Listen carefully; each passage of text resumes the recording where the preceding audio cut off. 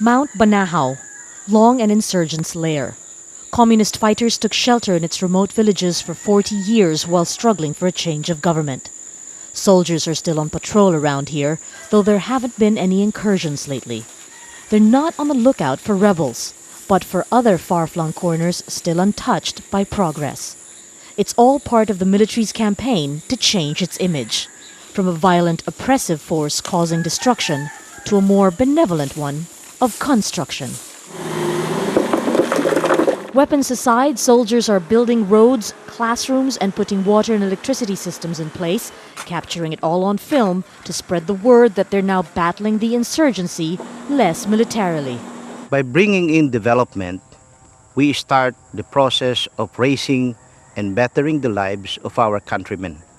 And therefore, we stop the local terrorist influence in particular areas in our country. This area is one the military considers a success story. Formerly a hotbed of communist insurgency, government troops have now been able to reassert some form of control in the area. But more than that, former rebels have now returned to civilian life here. Like 32-year-old Cosme, who joined the communist New People's Army when he was just 15. He says life on the run as a rebel was difficult, and he eventually grew disillusioned with the communist movement and its leaders. He surrendered and is happy to live out in the open again. I didn't know any better then. For me, what's important now is for my children to get an education. I don't want them to end up like me.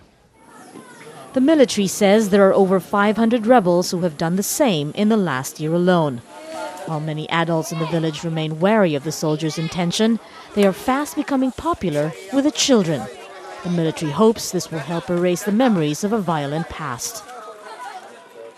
But it will take much more than a few civic projects to win over the families of victims of abuses blamed on the military.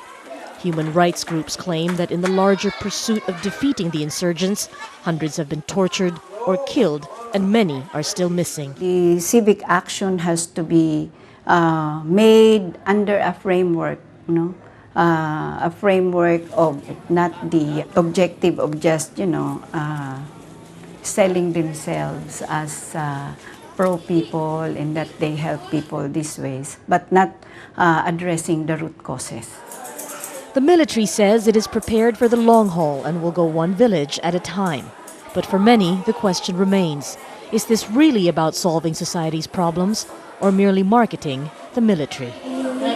Marga, Ortgas, Al Jazeera, Laguna, the Philippines.